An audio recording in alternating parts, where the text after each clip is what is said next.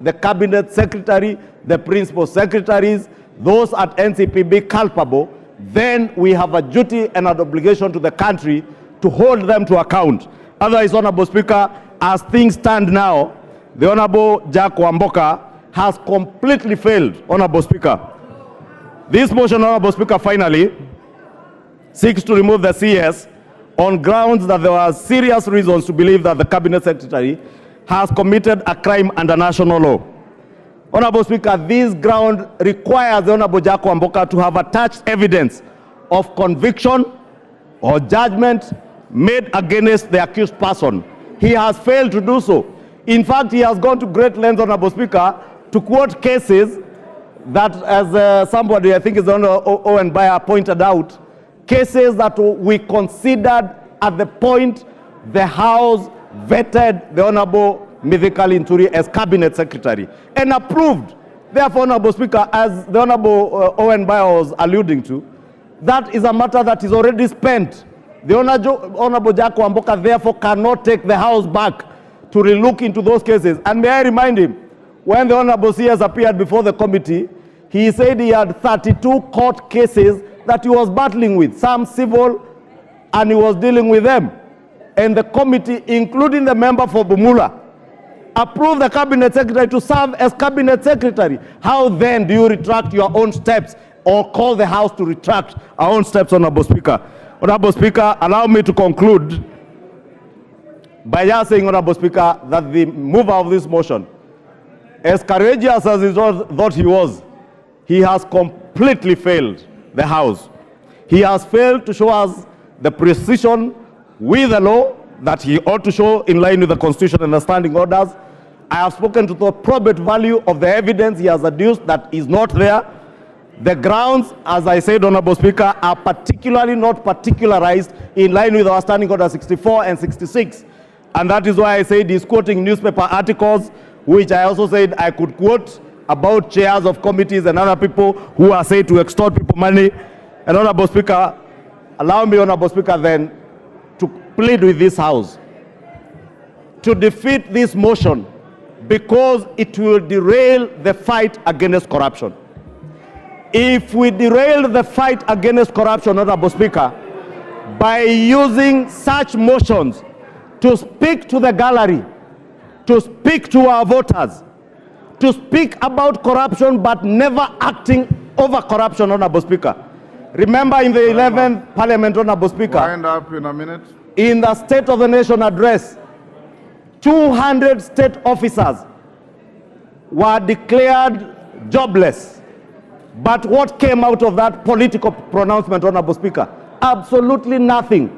That is what the Honorable Jack Wamboka is calling on this House to do, to make a political declaration in the impeachment of a CS, but get absolutely no value in the fight against corruption.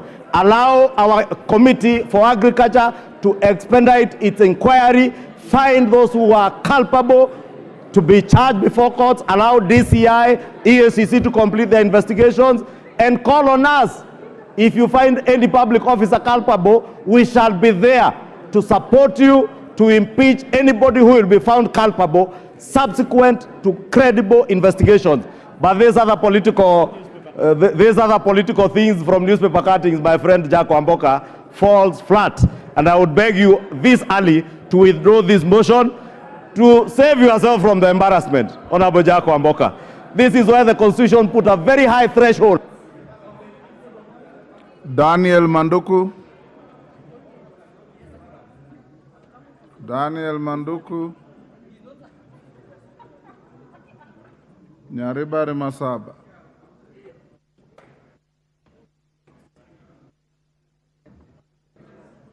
Give him a mic. Take the one next. Thank you, Mr. Speaker. I rise to support the motion of impeachment of the Honorable Mithika Linturi as CS for Agriculture. Mr. Speaker, I support this motion not just because I represent farmers in Nyaribari Masaba, nor is it because my own mother is a victim of the fake fertilizer scam. Neither is it because I'm a farmer? But I support this motion because I feel that it's a moral obligation that I'm faced with as a member of parliament and as a leader in this country. Mr. Speaker, when the fake fertilizer scam came up, Honorable Ntuli went to the media and denied the existence of any fake fertilizer. After that, he blamed the opposition and called us saboteurs. Later on, the Deputy President came and confirmed that indeed there was existence of fake fertilizer in the market, whereupon Honorable Ntuli confirmed himself. And depending on who was speaking at the time, the number of bags kept changing between 3,000 and 50,000.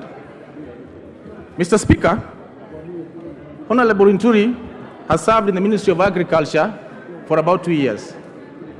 We've not had any major transformative ideas from Honorable Ntuli to make agriculture grow, given that it is a backbone of our country.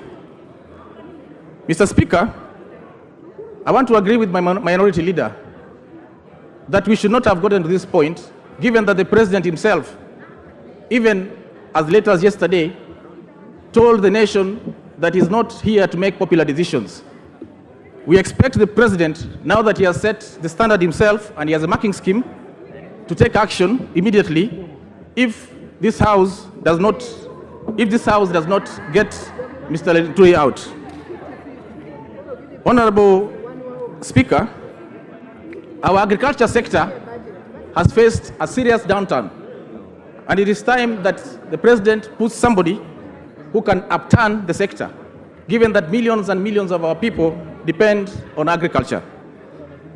Mr. Speaker, looking at the evidence before us today and hearing the submissions by members, it is very obvious that right from the procurement, manufacture, distribution, warehousing, and eventual delivery of the fertilizer, Honorable Ntuli's hands and feet are all over these documents. There is sufficient evidence, Honorable Speaker, to send Honorable Ntuli home.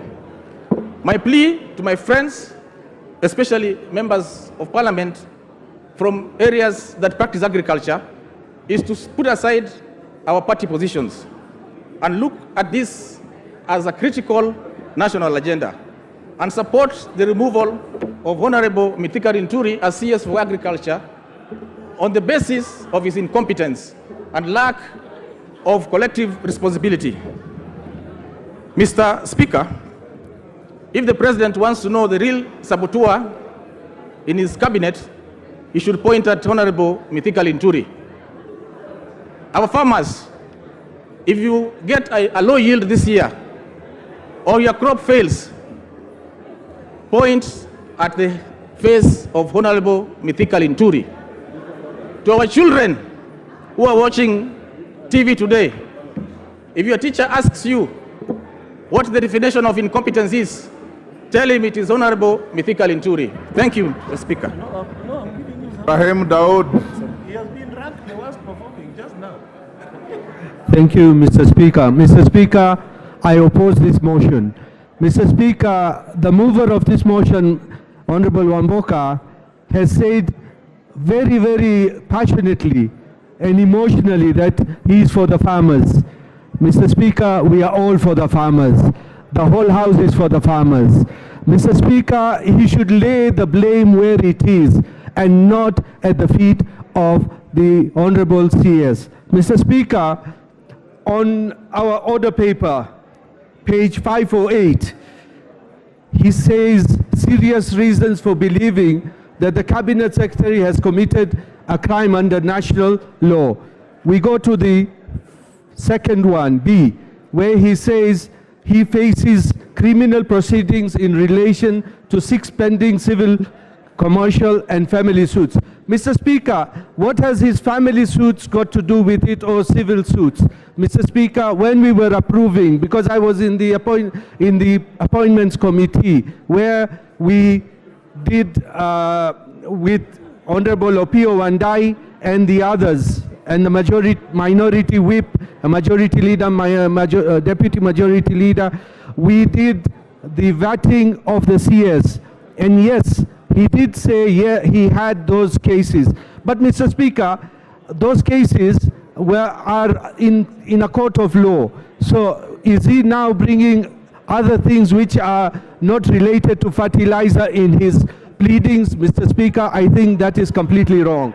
Secondly, Mr. Speaker, on the same page, he says that the cabinet secretary supplied misleading information. That one is in 1E, where 51 Capital Africa was given a contract which was signed by NCPB in the year 2022, when Honorable Mithika Linturi was not even the CS.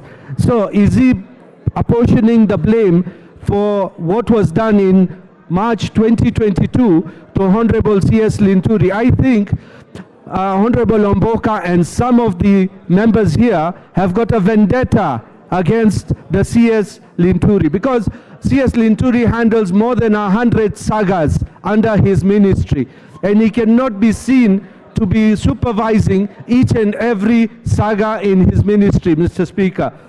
When we say that we want now that CS Mithika Linturi to take the flake, and even what our minority leader has said, there was sabotage. Yes, there is sabotage of CS Mithika Linturi, because the bags which were found, and why haven't we even talked about MEMS Limited distributors? Who are the owners of MEMS? MEMS distributors, the majority owner is one Collins Ngetich, who is the majority owner.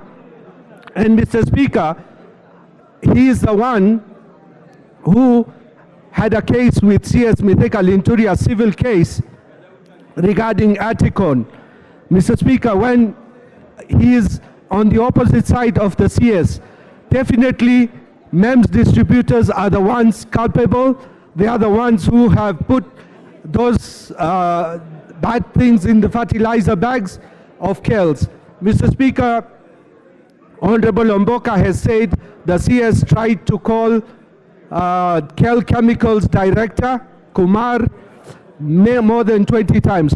Mr. Speaker, I can be calling even the majority leader or even you, Mr. Speaker, and you may not pick my call. Even sometimes I call my friend here, Mheshimiwa Ronald Karaure, for more than 20 times. He doesn't pick my call. So what does it mean? Or when I talk to him, have they got records of what I talked to him about? So, Mr. Speaker, you cannot be said that I called somebody for 20 times when you do not know what the conversation was about. It's a matter of conjecture that Honorable CS Mithika Linturi called KEL Chemicals Director. And KEL Chemicals have said more bags were supplied. So what happens to those bags?